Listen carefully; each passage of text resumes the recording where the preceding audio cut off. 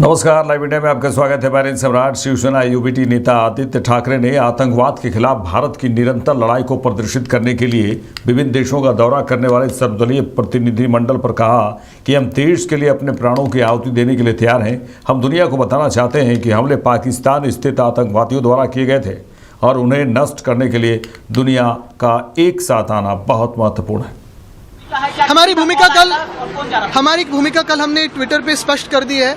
यही है कि किरेन रिजिजू जी जो केंद्रीय मंत्री हैं, उन्होंने उद्धव साहब से स्वयं बातचीत की फ़ोन करके और रिक्वेस्ट की थी। और हमारे जो थोड़े डाउट्स थे कि क्या ये पॉलिटिकल है, क्या कि ये बीजेपी के हिसाब से है, तो ये नहीं होते, ये देश के लिए है। और मैंने पहले भी कहा है, देश के लिए हम जान भी देने को तैयार हैं।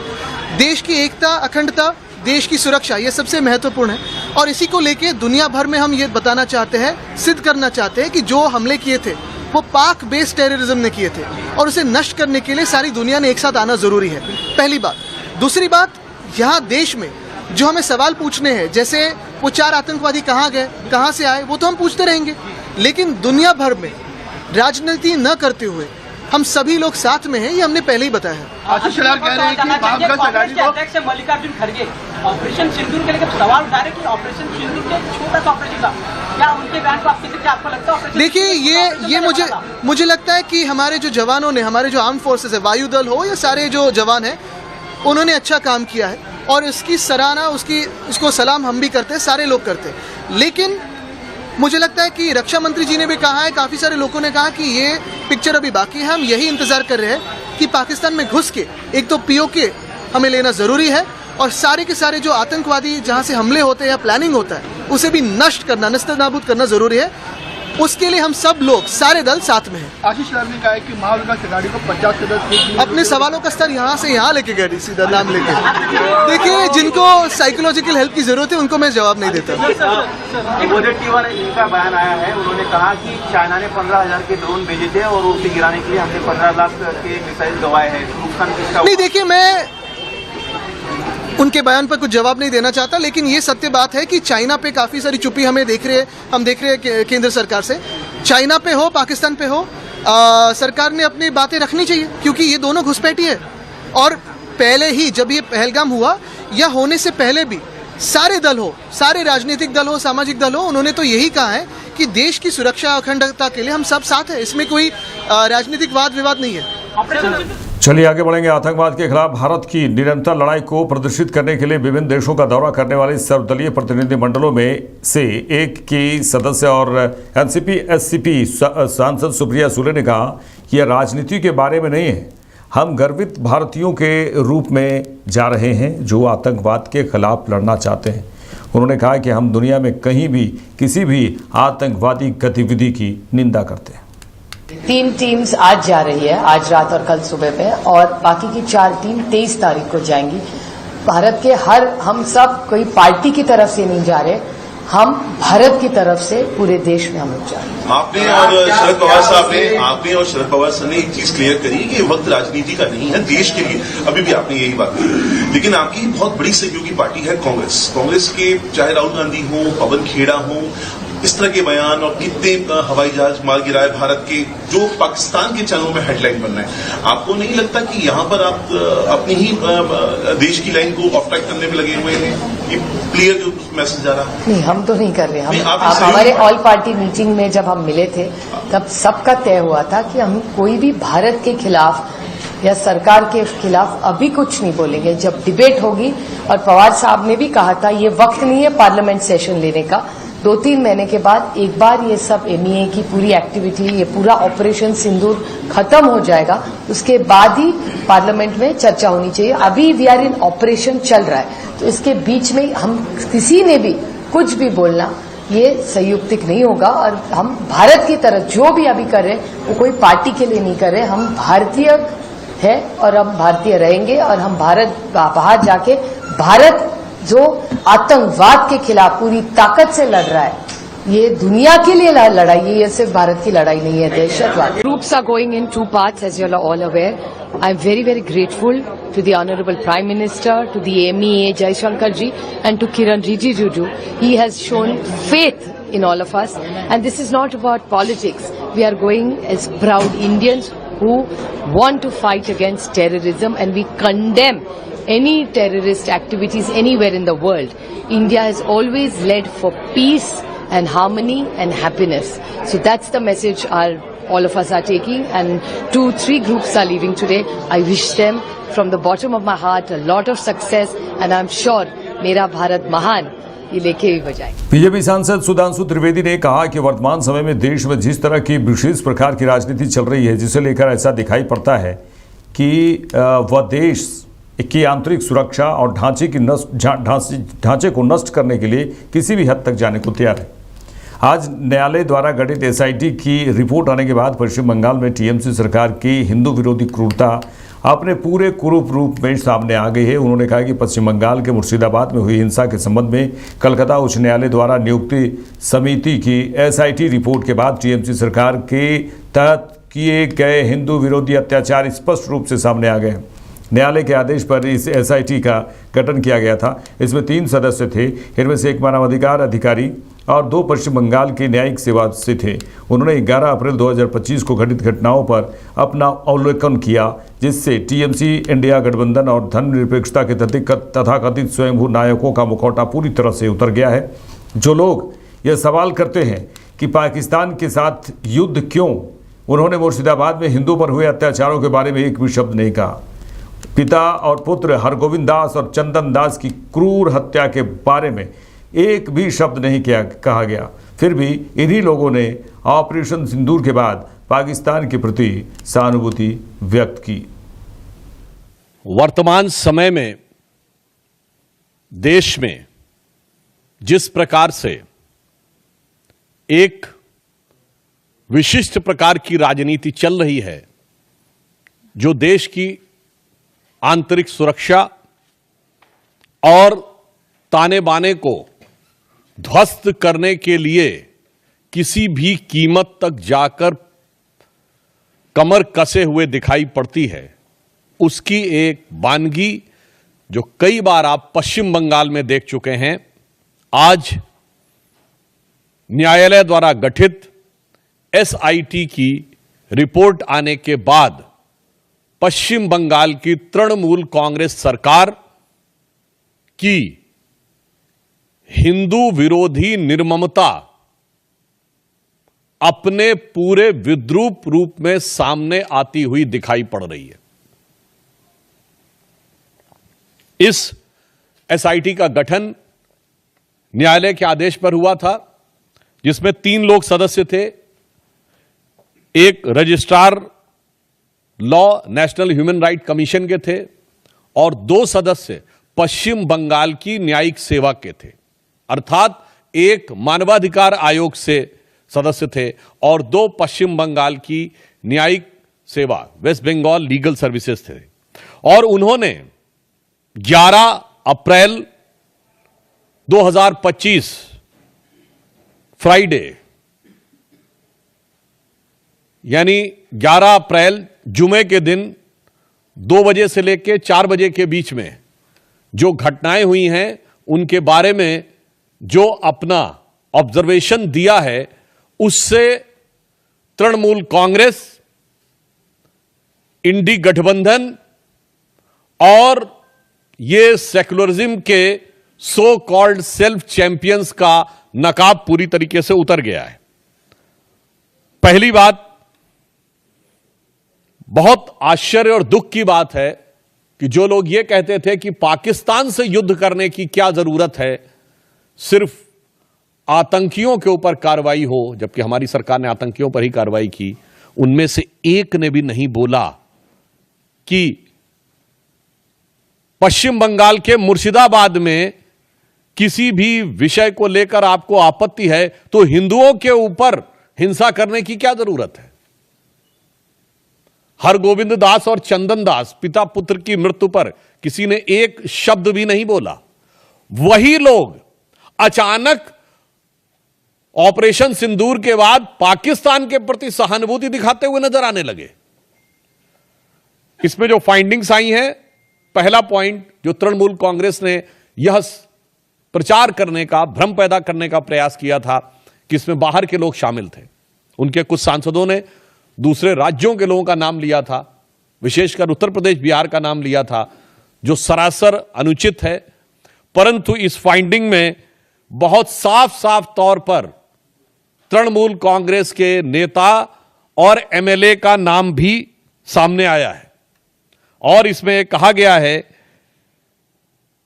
कि उनके 11 अप्रैल को, मैं इसको एज इट इज रीड करना चाहता हूं, all the attacks were carried out on the Friday 11th of April from 2 PM onwards under the instructions of local councillor Mehboob Alam and police and administration done nothing। तो ममता जी, ये तो आपकी party के बहुत महबूब नजर आ रहे हैं, आपकी पार्टी के बड़े प्रिय नजर आ रहे हैं। ये बात अब फाइंडिंग्स में बिल्कुल साफ हो गई।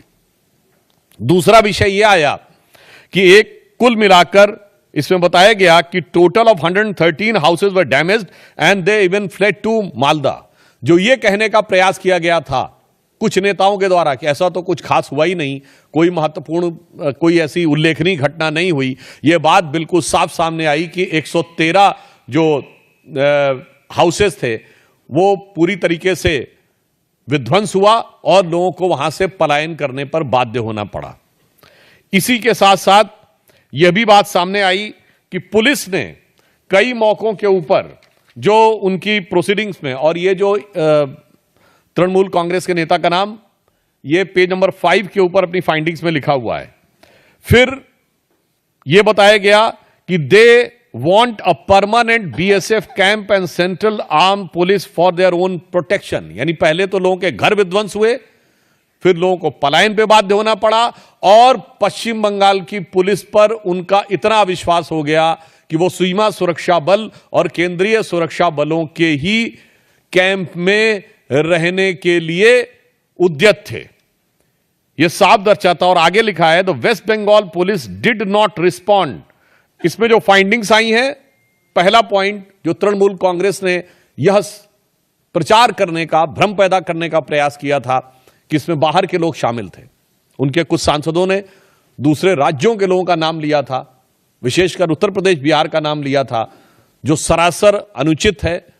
परंतु इस फाइंडिंग में बहुत साफ साफ तौर पर तृणमूल कांग्रेस के नेता और एमएलए का नाम भी सामने आया है और इसमें कहा गया है कि उनके 11 अप्रैल को, मैं इसको एज इट इज रीड करना चाहता हूं, all the attacks were carried out on the Friday 11th of April from 2 PM onwards under the instructions of local councillor Mehboob Alam and police and administration done nothing।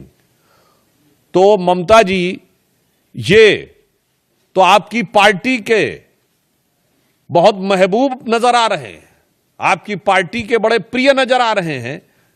यह बात अब findings में बिल्कुल साफ हो गई। दूसरा विषय यह आया कि एक कुल मिलाकर इसमें बताया गया कि total of 113 houses were damaged and they even fled to Malda. जो यह कहने का प्रयास किया गया था कुछ नेताओं के द्वारा कि ऐसा तो कुछ खास हुआ ही नहीं, कोई महत्वपूर्ण कोई ऐसी उल्लेखनीय घटना नहीं हुई, यह बात बिल्कुल साफ सामने आई कि 113 जो हाउसेस थे वो पूरी तरीके से विध्वंस हुआ और लोगों को वहां से पलायन करने पर बाध्य होना पड़ा। इसी के साथ साथ यह भी बात सामने आई कि पुलिस ने कई मौकों के ऊपर जो उनकी प्रोसीडिंग्स में, और ये जो तृणमूल कांग्रेस के नेता का नाम ये पेज नंबर 5 के ऊपर अपनी फाइंडिंग्स में लिखा हुआ है। फिर यह बताया गया कि they want a permanent BSF camp and central arm police for their own protection. यानी पहले तो लोगों के घर विध्वंस हुए, फिर लोगों को पलायन पे बाध्य होना पड़ा और पश्चिम बंगाल की पुलिस पर उनका इतना विश्वास हो गया कि वो सीमा सुरक्षा बल और केंद्रीय सुरक्षा बलों के ही कैंप में रहने के लिए उद्यत थे। यह साफ दर्शाता, और आगे लिखा है the West Bengal police did not respond. Congress नेता पवन खेड़ा ने मुर्शिदाबाद हिंसा पर न्यायालय द्वारा गठित एसआईटी की रिपोर्ट पर कहा कि जांच होने दीजिए, जो भी जांच में निकल कर आएगा उसके अनुसार जो भी दोषी होगा उसके खिलाफ कानूनी कार्रवाई होगी। अब इसको आप पहलगाम से तुलना करेंगे तो पहलगाम तो एक्ट ऑफ टेरर था, इसको भी एक्ट ऑफ टेरर बोल रहे हैं तो बोलिए। फिर उसके बाद आपने ही कहा कि act of terror would be an act of war. अब किसके खिलाफ वॉर करेंगे जरा बताएं। जांच होने दीजिए, जो जांच में निकल कर आएगा कानूनी कार्रवाई जिसने भी गलत किया उसके खिलाफ होनी चाहिए, होगी। अब इसको आप पहलगाम से तुलना करेंगे तो पहलगाम तो एक्ट ऑफ टेरर था, इसको भी एक्ट ऑफ टेरर बोल रहे हैं तो बोलिए। फिर उसके बाद आपने ही कहा कि act of terror would be an act of war. अब किसके खिलाफ वॉर करेंगे जरा बताएं। जांच होने दीजिए, जो जांच में निकल कर आएगा कानूनी कार्रवाई जिसने भी गलत किया उसके खिलाफ होनी चाहिए, होगी। अब इसको आप पहलगाम से तुलना करेंगे तो पहलगाम तो एक्ट ऑफ टेरर था, इसको भी एक्ट ऑफ टेरर। बीजेपी के राष्ट्रीय महासचिव तरुण चुग ने कांग्रेस अध्यक्ष मल्लिकार्जुन खड़गे के बयान पर कहा कि कांग्रेस ऑपरेशन सिंदूर को छोटा युद्ध कहकर देश की सेना की शहादत, वीरता और साहस का मजाक उड़ा रही है। यह न केवल शर्मनाक है बल्कि दर्दनाक भी है और राष्ट्र विरोधी मानसिकता का प्रमाण भी है। पूरी की पूरी कांग्रेस और उसका नेतृत्व पाकिस्तान के नैरेटिव फैक्ट्री का मुख्य वक्ता बनकर पूरे भारत में काम कर रहा है। यह दुर्भाग्यपूर्ण है। क्या गलत कह रहे हैं वो लड़कियां? कांग्रेस ऑपरेशन सिंदूर को छोटा युद्ध कहकर देश की सेना की शहादत और वीरता और साहस का मजाक उड़ा रही है। ये ना सिर्फ शर्मनाक है बल्कि दर्दनाक भी है, राष्ट्र विरोधी मानसिकता का प्रमाण भी है।